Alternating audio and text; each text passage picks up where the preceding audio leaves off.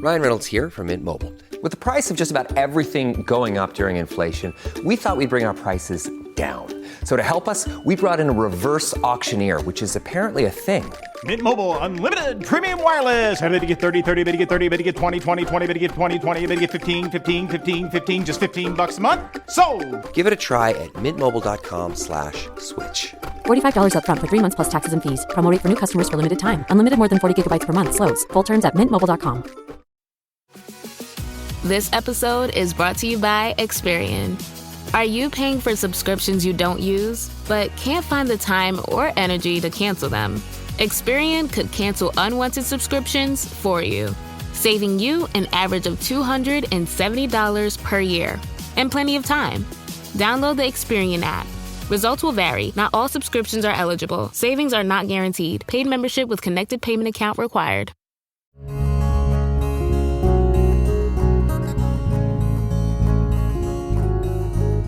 Welcome to the Casting Across Fly Fishing Podcast. I'm Matthew of castingacross.com, where I explore the quarry and culture of fly fishing. This is the 67th episode of the podcast, so thank you for listening, for subscribing, for leaving a rating and review on iTunes. Those things are much appreciated. I really do want to extend a thank you if you've done that already, and encourage you to do so if you haven't. It only takes a second, and it really helps get the podcast in front of more ears. This week we're going to talk about camping. Well, I talk about camping on a fly fishing podcast. Well, a lot of people who fly fish camp, and there's a lot of reasons for it. It could be economics. It could be tradition. It because you like camping. It could be because that's the only option where you were going. All of those reasons have been excuses or legitimate rationales for me to go camping in the years that I have been fly fishing. And I think there's a lot of things that camping brings to fly fishing. So to kind of illustrate that and to talk about that, I want to share a few anecdotes. The first has to do with a particular spot in Maryland and a remarkably cranky gentleman who yelled the words, "Number 4." He said number 4 with a delight unseen up until this point in the conversation. Number 4, as it would have it, was the campsite furthest from where we requested to spend the night. We paid our $20 and quickly left the office. Driving past more desirable tent sites, heading further and further away from the stream, I swear I could hear that old man laughing. Friends and I had patronized this particular campground numerous times. The gruffness of the proprietor was usually mitigated by the low cost and close proximity to the creek. The creek was filled with trout, so these excursions were purely about fly fishing. The wild brown trout made for a challenge, and the stocked rainbows kept things pretty busy. Every once in a while, a brook trout of unknown origin would pop up. We were ideal campers, early to bed so as to be early to rise. No fireworks, booze, or fisticuffs. In and out. The campsite was the means to an end. You've probably seen campers who bring chili pepper lights to decorate their site. Usually such festooning is the piece de resistance to other varied and sundry decidedly uncamping items. Mini fridges on generators, boom boxes, and dogs that can't shut up being some of my favorites. Once, on a camping/fishing trip in New Hampshire, I had the privilege of quote-unquote roughing it a few sites down from some Boston Bruins fans. Now, I love my friends from New England, but there is a particularly abhorrent vocal frequency achieved when there is an unholy marriage of alcohol, sporting events, and Boston accents. I was certain that all three were in play because I could hear the Stanley Cup play-by-play. Ah, nature.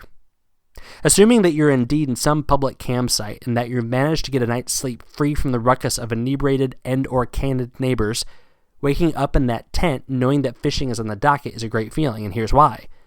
Everywhere, including damp waders, is more comfortable than your first night of sleeping while camping. And the only thing between your present state and fishing is coffee. After said cup of coffee, which of course could taste like boiled ashtray and still be divine, and getting geared up, all you have to do is walk to the stream. That's it. No drive, no morning routine. Breakfast can be finished on the stream. Smelling awful isn't going to put the fish down. And that's the joy of camping streamside. You can hear the water, smell the wet rocks, and rest assured that there are fish just a few yards away. I hope that age, children, and maybe even having means haven't totally discouraged me from camping. A hotel means a hot shower and a bed that usually doesn't have rocks or roots underneath. A hotel means I don't have to buy a pack of hot dogs and deal with lighting a fire.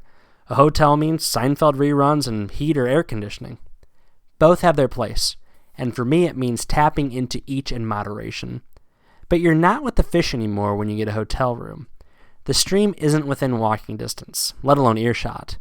Instead of emerging from a sleeping bag and waking up with the woods, you have to drive there after the comforts of modernity. Camping allows for some contemplation as well. Staring into a fire can be cathartic if you're alone, or it can be a catalyst for real conversation if you have company. And I can't stress this enough, you are right by the fish. That might all sound crunchy and philosophical, but if you've experienced it, you know that it's true. On that day, years ago, Mr. Cheerful messed with our regular. For no other reason than spite, he put us at number 4. Number 4. A phrase that will live in infamy for my friends and I.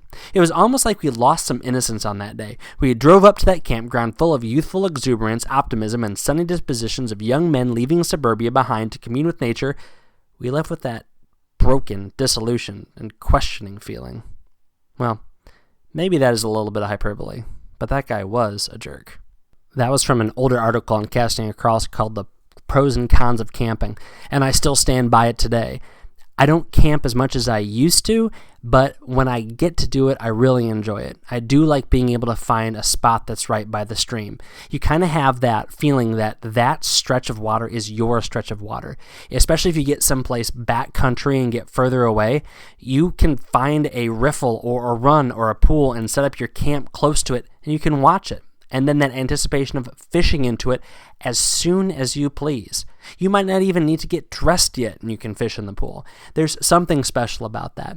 And then to be able to leave a bunch of stuff at your campsite and walk upstream and fish and then come back and have food and go downstream and come back and have food and maybe even take a nap if it gets hot, or if it starts raining, you can retreat under your tent. Those are awesome things that you don't get if you just park and walk in or you're staying somewhere off-site. So being able to do that is a lot of fun. I also think that there's a lot of benefit to doing it as far as getting up early. This might even be using kind of the negative aspects of camping to your advantage. I am not at the place in life where I want to stay up to all hours of the evening. Furthermore, I wake up very early. But there was a time when this wasn't the case. And so for me, camping meant it gets dark at 8 o'clock, and in a time before cell phones and iPads and things like that, I had to go to sleep. You could talk for a while on the fire, and there's absolutely some nights where that stayed up late and late and late, just doing that. But by and large, once it gets to 9 or 10 o'clock, it's time to turn in, especially if it's cold. That really has a way of wearing on you. Even if you're close to the fire, it really kind of does a number to your body, and it makes you just want to get somewhere inside and dark and warm. And so you go to bed early. What does that mean? Well, you get your 8 hours of sleep, 10 hours of sleep, or whatever it might be, and you wake up right at the break of dawn after waking up probably 3 or 4 times before that in the middle of the night, and you're ready to get out of that sleeping bag. Now, the second night's a different story. I'm not sure why that is. If it's that your body is just so wiped out after a night of poor sleep and a day of doing all sorts of stuff in the woods that second night you sleep better, but that first night you wake up and the last place you want to be is in that tent. You want to get up, you want to get dressed, you need that cup of coffee, you want to put something in the frying pan, and you want to get on the water. So camping actually forces you to get on the water when the getting's good. And even in the wintertime, depending on where you are, there's some bugs that start moving first thing in the morning. And you get to take advantage of the full day. So having a streamside campsite, all 4 seasons, can be fantastic. There's a lot of things that you're able to do. And the inverse is even true. Not just winter camping and fishing in the morning, but fishing late into the evening or fishing into the nighttime. You're not having to wrap up at 10 or 11 and then get in your car and drive somewhere. You can fish until you're done fishing and then just roll into that sleeping bag. You leave your waders laid out, kind of like a snake shedding its skin in front of the tent flap, and slide in and fall asleep. Obviously, there's a lot of camping things. I have a large tent and a small tent. I like the large tent if I have the luxury of a large campsite or a flat campsite that is kind of a more defined area. I like my small tent if I have to do it in the backcountry or I have backpacked in. I like the large tent if I'm with another person, especially if it's a person that's not my wife. I like the small tent if I'm by myself. I have the camp stove, and I have all of those fun little things that go with it. I have the sleeping pads and the chairs, and everything that fits for the car camping where you drive up to a site and everything that goes into backpacking. And it's amazing. All the things that you love about your fly fishing gear, you start to find the more and more you camp, there's all those fun things in the camping gear as well. But usually, and I would say 9 times out of 10, that stuff's directly related to your comfort. So there's an extra special joy about finding gear you like, because it's not about making a fish happy. It's about making you happy. There's something to be said for that. So that's kind of the more traditional camping. You have a tent, you have a campsite, or you have a backpack full of stuff and you hike up into the woods. But there's another kind of camping, and there's a kind of camping that actually I do a lot more of than that traditional tent camping, and that is car camping. And I have a little anecdote about that as well. And it starts with bears. And we all know that bears can't open car doors. And even if bears could get into a car, a black bear couldn't do it so fast that we wouldn't be able to start the engine of the car and escape. And a black bear wouldn't hang onto the roof like James Bond as we swerved down the mountain. And at that point, I could close my eyes and try to get some sleep. But then the thought popped in my mind, what if I had to go to the bathroom? After that, my eyes were open for quite a while. We had driven hours and hours from suburban D.C. to a weird and wild part of the mid-Atlantic. It's mountainous. It's old mining country. Logging roads wind along rivers and up steep valleys, and it's easy to lose track of if you're in Maryland, West Virginia, or Pennsylvania. And it's rural, with a capital R. Rural also meant big rivers. There were plenty of fine trout streams only a short drive from home. The vast majority were just that, streams, creeks, runs. I love those streams. Every now and again, it's nice to be able to cast, though. More refreshing is to cast without thinking about being surrounded by trees. In that part of the country, you do have to get a little bit rural to find these big trout rivers. It was so rural that the first 2 campsites were on roads our little Toyota Corolla couldn't navigate.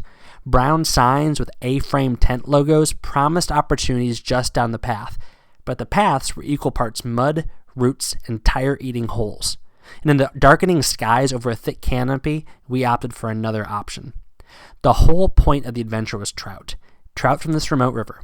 Hypothetically, with every mile we drove away from civilization, we'd see less anglers. One thinks of these things. Not the lack of cell service. Not the roads unfit for compact sedans. Not the bears. There are bears everywhere, and that's a big part of being outside. These bears were brazen in their behavior towards humans. The omnipresent sign said something to the effect of, quote, "These bears are approaching everyone. Deal with it." It was mildly unsettling. Majorly unsettling for your angling companion who is terrified of bears. Although the bears never got us, we didn't escape unscathed from wildlife. Getting ready to settle into our sleeping bags on reclined Corolla seats, we cracked the sunroof a few inches for ventilation. No bear was going to get in that. But a bug did. This wasn't a bee or a mosquito. It was a golf ball with wings. Dropping through the crack, it hit my open sleeping bag flap with a buzzing thud. In the darkness and in my panic, I flipped the bag closed. Now, this cicada/scarab/cockroach was in my cocoon with me. I flailed around every available inch of the Corolla. We never did confirm the bug was actually gone. But every second I spent scouring the car with the door open was a second my buddy was risking the bears coming to get us. I conceded defeat and resigned myself to having eggs laid on me during the night. There were noises all night long, and frequent passing cars, raccoon or possum or mountain folk or whatever. Probably bears, but I could always hear the river. It was just downhill from the car. Eventually it put me to sleep. Exhaustion, physical and emotional, had a part in it. The sound of the river wasn't just white noise that drowned out irrational panic.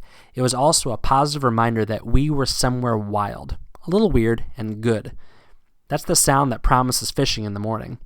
That's the sound that makes long drives, sedan seats, and insect attacks worth it.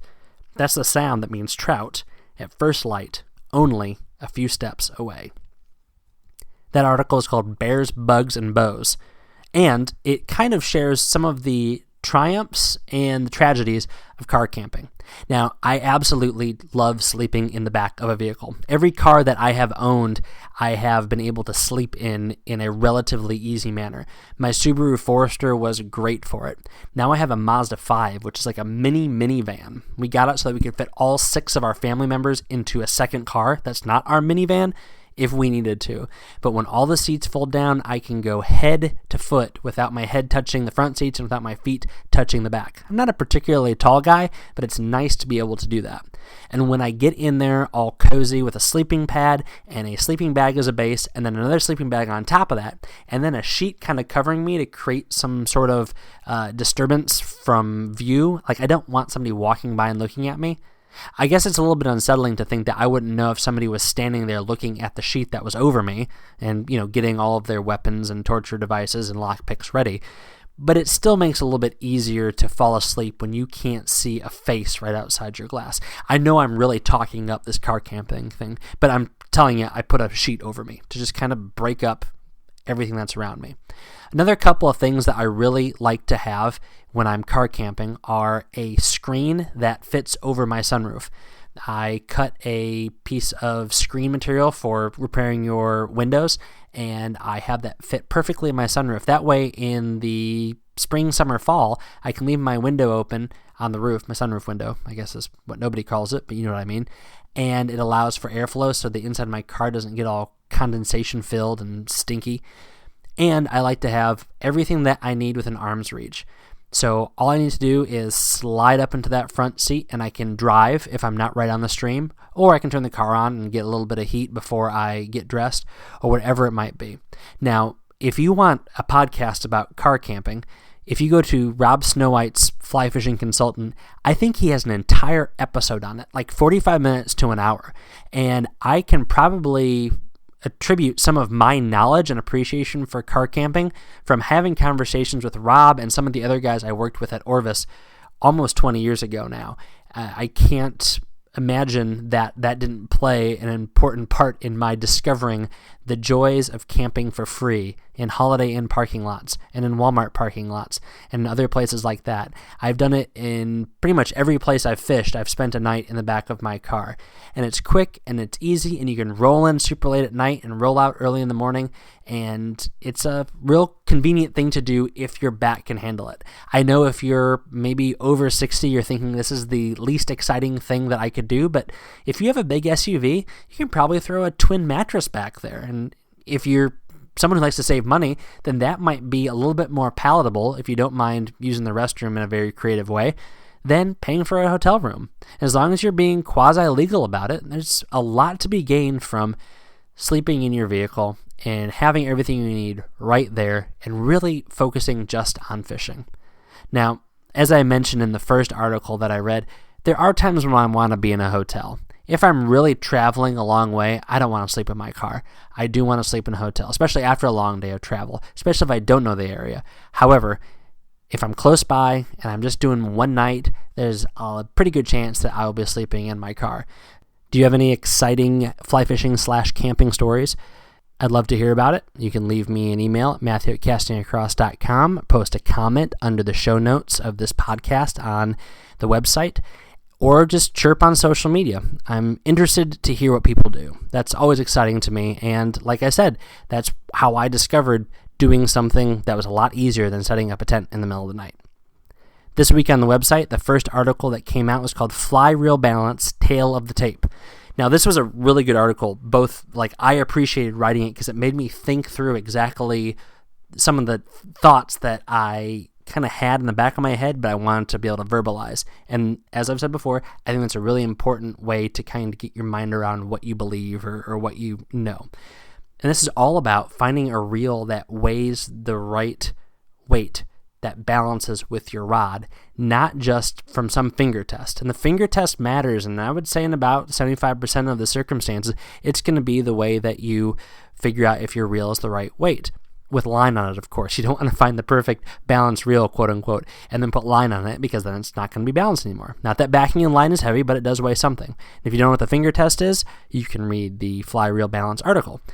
But I also talk about ways you can figure out if you need a little bit more weight and how you can add a little bit more weight, or in a little bit more extreme situation, if you need a lighter reel, what that looks like.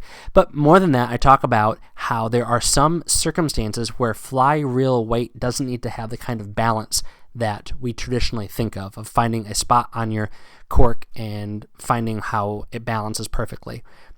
high stick dead drift nymphing, that is one where I think a heavier reel actually can be beneficial. But I know different people have different perspectives, but that's the awesome thing about fly fishing. Like so many other activities, it's all about your preference.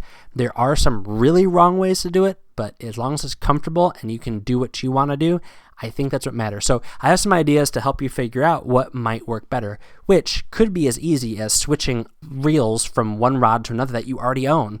And there's a few modifications that I mentioned. Real quick, in that article, there's a picture, and I also put this picture on Instagram, and it's a behemoth reel with, I think it's a Scientific Angler's sink tip line that was fishing on a river last week. And the rod on it is a Sage VPS. And that rod is probably something I bought in 2000. Anyway, it was a rod that I really loved to cast, but then I switched to a really lightweight, fancy reel probably 15, 16 years ago. And for some reason, I stopped wanting to fish the rod so much. Well, I get this Redington Behemoth, and it paired well with it just for what I wanted to use. I use this rod for light warm water fishing and heavy trout fishing. And so I wanted a reel with a drag, and of all of the characteristics of the Redington Behemoth, a drag is certainly one of them. So I paired them together and the rod came alive. I think that this is a little bit heavier reel than my last one. I don't think that. I know that. And it made the tip super sensitive, both for casting and for mending. It just made the rod feel like it felt a long, long time ago for me. So it's kind of helped improve my casting and my enjoyment of a rod by just switching the reel up. And I've talked about how you can do that by changing lines and how a new line can really make an old rod come alive. I think finding a reel that could be just a 1/4 of an ounce or 1/2 ounce more or less than the reel that you have on your rod can really change it up. Now, if you aren't an expert caster or your casting stroke is different than mine, and note, I'm not saying I'm an expert caster, but if you're learning to cast, this is not going to be something that you're going to notice as readily. But if you've been casting for a long time and you're very, very, very familiar with how a particular rod casts, making these slight adjustments to the weight of the reel can really change the way a rod feels to you. So I would experiment, and I put some tips on how to do that on that article. Fly reel balance, tail the tape. Second article is called The Living Seam. I spent some time in the woods last week, and everything was so incredibly quiet and so incredibly gray, with the exception of the water. And it was a really cool contrast, and thinking about the bugs and the fish and the rocks and the water itself. So this is not the kind of article I usually write, but I felt like writing it this week. So The Living Seam. This week's recommendation is the Redington Behemoth.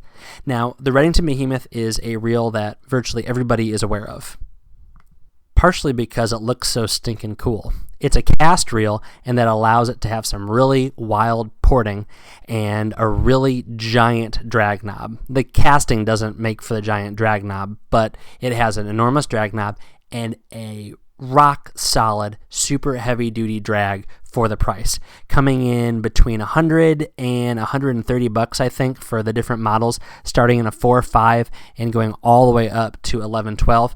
Now, I don't have an experience with the 9.10 or the 11.12, but the other three models, 4.5, 5.6, and 7.8, are great reels. I have seen people fish that 7.8 in salt hard and no complaints. And then the 4.5 and the 5.6 are great as well. The 5.6 especially, I think, is where this reel series shines. Nothing against the other models, but this is the reel that I have the most experience with.